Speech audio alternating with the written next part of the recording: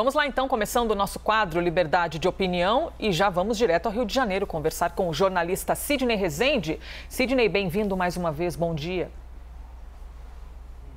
Bom dia, senhoras e senhores. Elisa, à sua disposição. Ótima entrevista, hein? Entrevistadores também de padrão internacional. Gostei muito. Queremos ouvi-los também a respeito deste assunto. O ministro, então, do STF, presidente do TSE, Luiz Roberto Barroso, falou agora com a CNN, como você acabou de acompanhar essa entrevista, sobre os riscos de uma eleição com voto impresso. E entre tantas palavras e respostas, o ministro disse que em um país com muita corrupção, roubos de carga e com facções criminosas, há inúmeros problemas caso a eleição não seja feita de forma eletrônica. E aí, Sidney Rezende, como você avalia então essa colocação do ministro?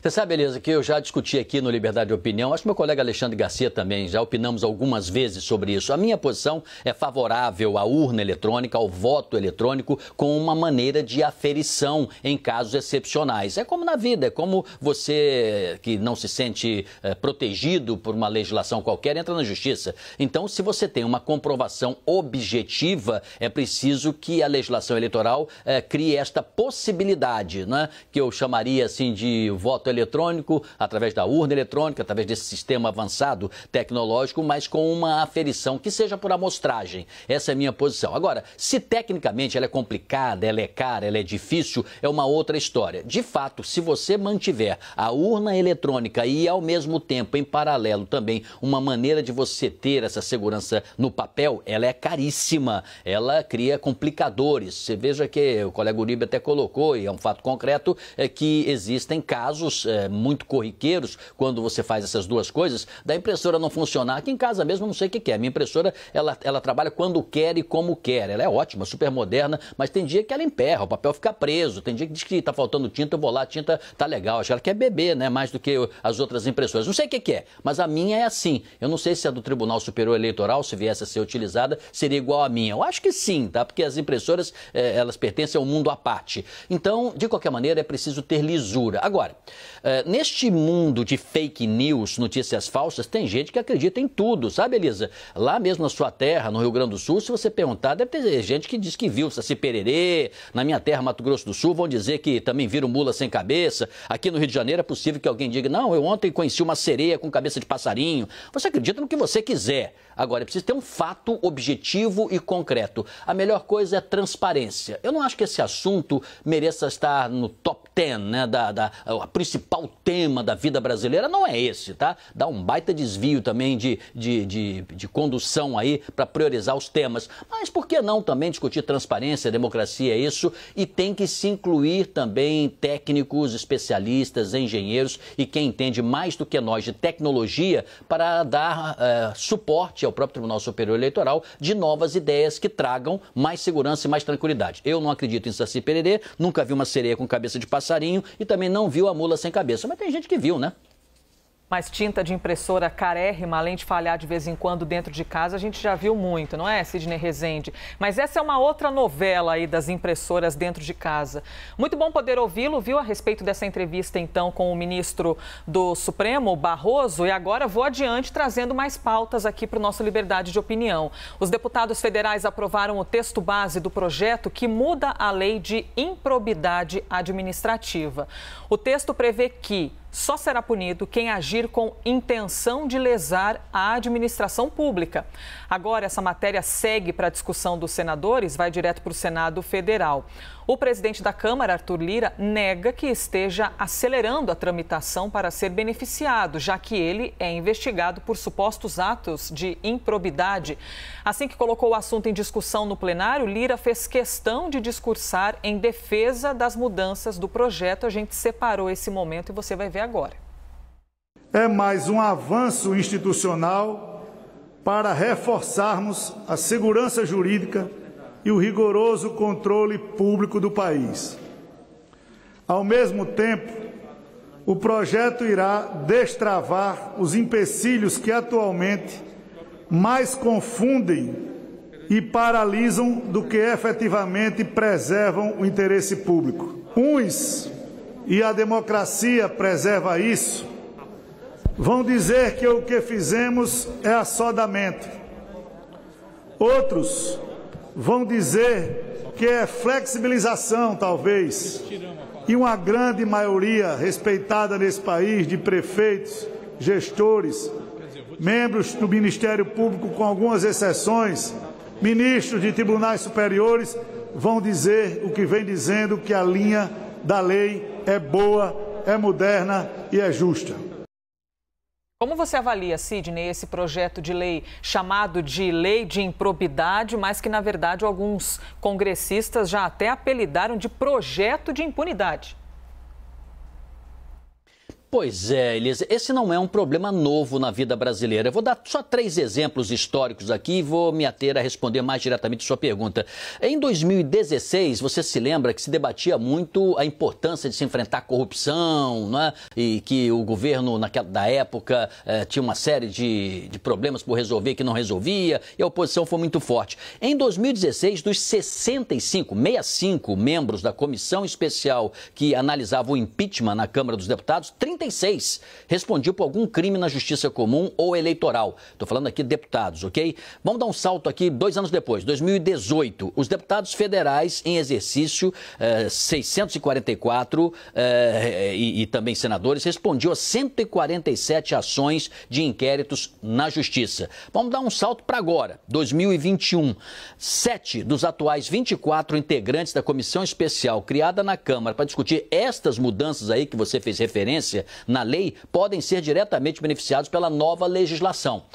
Claro, acusação não significa culpabilidade. Alguém pode fazer uma denúncia na justiça contra alguém e este alguém ser inocente, e ele prova que é inocente, e quem está acusando não tendo elementos comprobatórios realmente reais, aquilo tudo cai por terra. E às vezes por razão política, um adversário gosta de derrubar o outro justamente para ficar todo mundo igual na lama, né? Então ele fala, não, está dizendo que eu sou ladrão, ladrão é ele, eu vou entrar na justiça. Às vezes entra mesmo. Mas de qualquer maneira, os parlamentares respondem, muitos deles, a problemas desta ordem. Então, eles é que vão criar as leis e muitos deles são acusados de desvio de conduta e improbidade administrativa, por exemplo.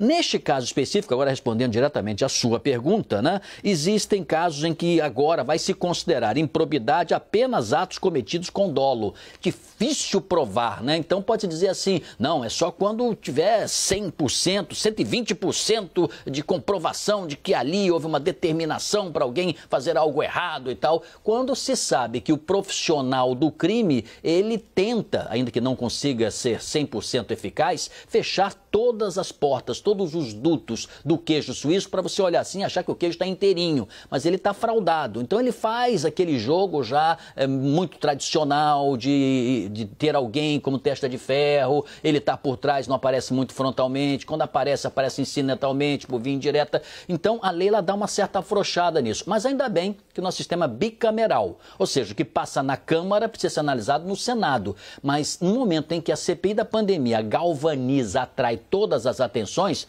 vamos ficar de olho também para não passar boiada em paralelo, né? Você está olhando aqui os seus cabritos, não está passando a boiada aqui do outro lado. Vamos ficar mais esperto e vamos acompanhar mais jornalistas, a imprensa tem esse papel, o cidadão, né, que à direita, à esquerda, do centro, que quer um país sem corrupção, para evitar que eles passem, às vezes, alguma coisa que você está olhando para o outro lado e acabe sendo um grande prejuízo para a sociedade brasileira. As entidades que trabalham com isso acham que agora, com essa nova legislação, se aprovada no Senado, ela vai ser pior, ela vai ser, de certa maneira, beneficiar um pouco mais aqueles que já praticam improbidades administrativas. Não sabemos ainda porque a lei não foi implementada, mas é um bom momento para o Senado estudar com calma e dar uma boa resposta para o Brasil. Vamos agora falar sobre CPI da pandemia. O relator da comissão, o senador Renan Calheiros, informou a jornalismo da CNN que vai incluir o ministro da Saúde, Marcelo Queiroga, na lista de autoridades que passarão da condição de testemunhas para investigados. Os senadores avaliam que Queiroga demonstrou diversas vezes não ter autonomia para conduzir a pasta e que, apesar do discurso, submete-se ao que consideram um negacionismo do presidente. Procurado pela CNN, o ministro Queiroga, até o momento, ainda não se manifestou. Sidney, queremos ouvir, então, como você avalia, como você considera essa posição do relator da CPI da pandemia, Renan Calheiros?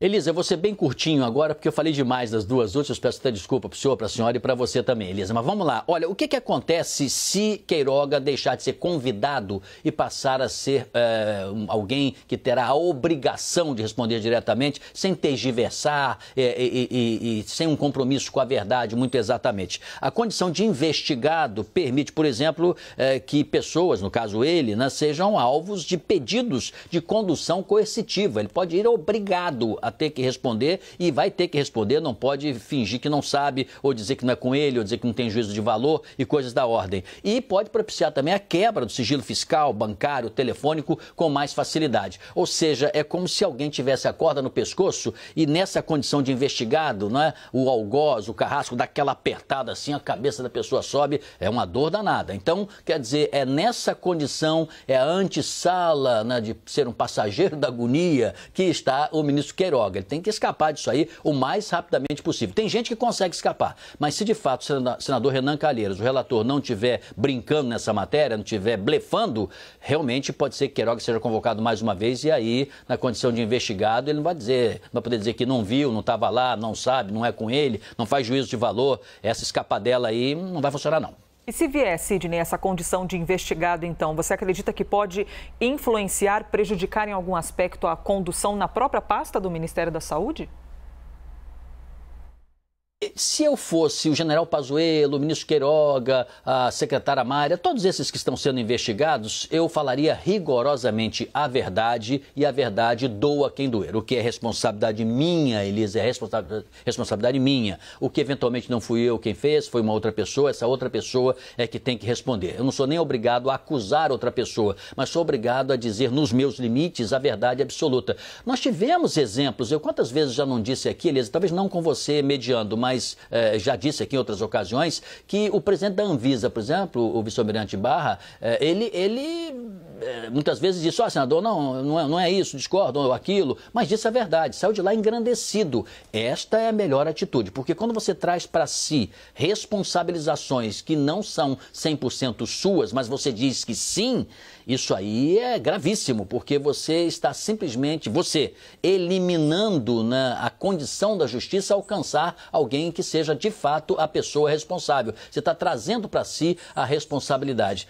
Isso é realmente muito complicado, muito ruim, e este é que é o problema. O general Pazuello, então, trouxe tudo para si, ele é aplaudido pelos seus pares, mas ele não tem ideia o que ele vai ter que responder mais adiante. Não é na CPI não, viu? É depois da CPI na Justiça. Talvez lá ele não consiga a condição que conseguiu passar debaixo da cordinha por parte do Exército, que não fez punição nenhuma e que entrou para a história, né, como algo assim completamente inusitado. Um general da ativa participa de uma manifestação política aberta e não acontece nada. Isso é muito ruim, que abre um precedente e pode abrir uma porteira para outros oficiais se pronunciarem politicamente. Voltando aqui para o caso específico da CPI, acho que devia falar a verdade. É sempre o melhor caminho, tanto Pazuello quanto o ministro Queiroga.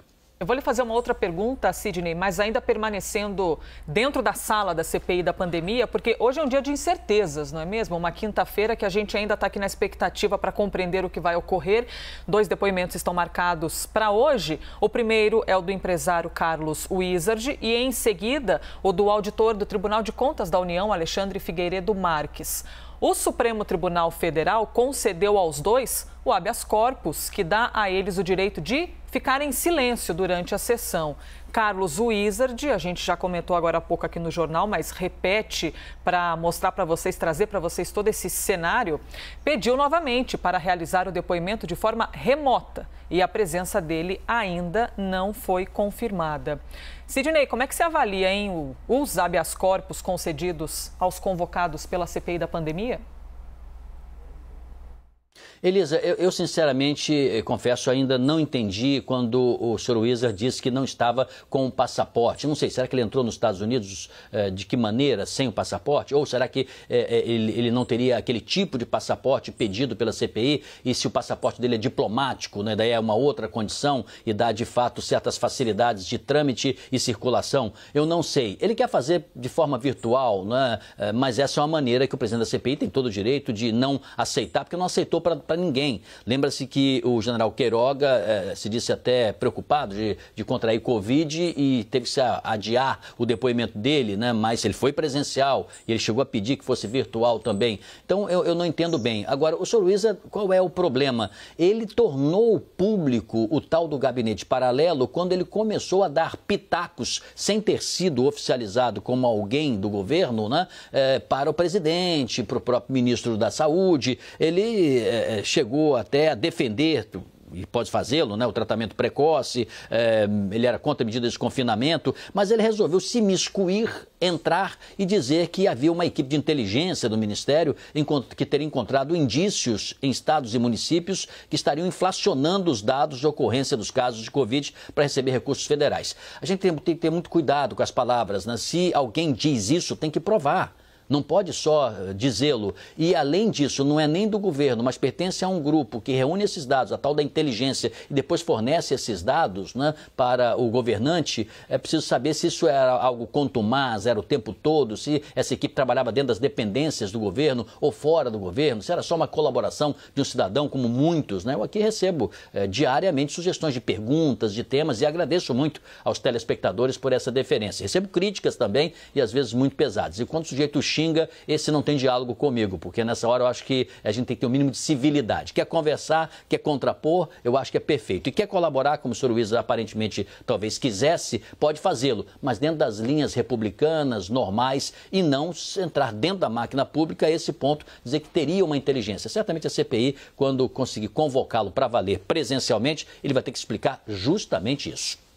São 2 nomes, então, para o dia e 2 nomes aí banhados de uma incerteza, né? Com a possibilidade do comparecimento ou não. Você falou um pouquinho agora sobre o empresário Carlos Wizard. Eu quero, então, emendar mais uma pergunta nesse assunto e falando sobre o auditor do TCU, Alexandre Marques.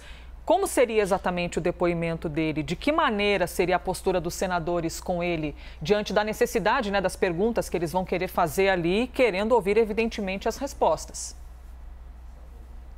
Elisa, o negócio, o Wizard não vai, tá? Então ele não vai, de fato você tem toda a razão, os 2 que estavam sendo esperados para hoje, o Wizard não indo, recai apenas aqui no senhor Alexandre Figueiredo.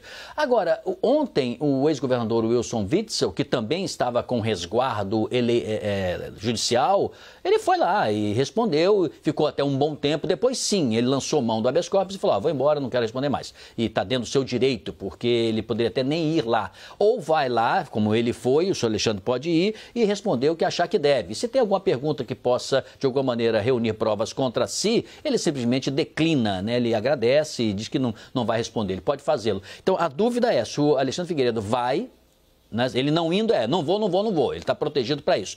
Mas ele pode ir, seria uma contribuição, e vendo os seus limites do que determina a lei, porque decisão judicial se cumpre acima de tudo. Ele pode até, às vezes, né, o nariz torcer um pouquinho, mas tem que se cumprir. Tá certo? Então ele pode fazer como o Wilson Witzel fez. E ontem o Witzel, que é uma personagem hoje da política brasileira muito questionável, ele trouxe bastante prejuízos, principalmente para a família Bolsonaro. Então não significa que você, indo, você vai necessariamente contrair e trazer provas para si próprio. Você pode trazer luz para outras coisas, que não aquilo em que você esteja no centro delas, mas que você tenha testemunhado, tenha participado e possa contribuir para a CPI. Talvez ele é que venha a ser o indagado hoje. Se não for, aí os senadores vão fazer o que fazem sempre, né? Por 2 horas, que é discutir questões de ordem, como eles gostam de conversar, né? Aí pedem a palavra e tal. Eu até proponho para aqueles que gostam mais de aparecer que se criasse uma CPI só para eles, viu, Elisa? Porque aí o sujeito faz a CPI a hora que ele quiser e só ele fala, né? Ele fala, intervém, comenta. Tem uns ali que não é brincadeira, ele posta até a voz assim, né? E ele estufa o peito, tem outros que botam óculos na ponta, tem outros que prendem o cabelo, pintam o cabelo. Então, para esses, a gente poderia fazer uma CPI só para eles. Aí seria um barato. Você vai assistir apenas aquele senador que te interessa, né? E pelo menos ele pode fazer isso de uma maneira que não enche o saco dos outros, né? Não sabemos se o público brasileiro gostaria de ver tudo isso ao vivo na televisão. Mas aí são outros 500, não é, Sidney Rezende? Não. Quem gosta de diversão, Elisa, acha diversão em tudo, viu? Já tivemos até senadores citando aqui, não é a escolinha do professor Raimundo, se fosse você seria um mau aluno. Enfim, é uma cena à parte, essa CPI da pandemia. Sidney Rezende, obrigada, viu, por mais um dia. Um abraço, bom trabalho, Elisa. Até amanhã.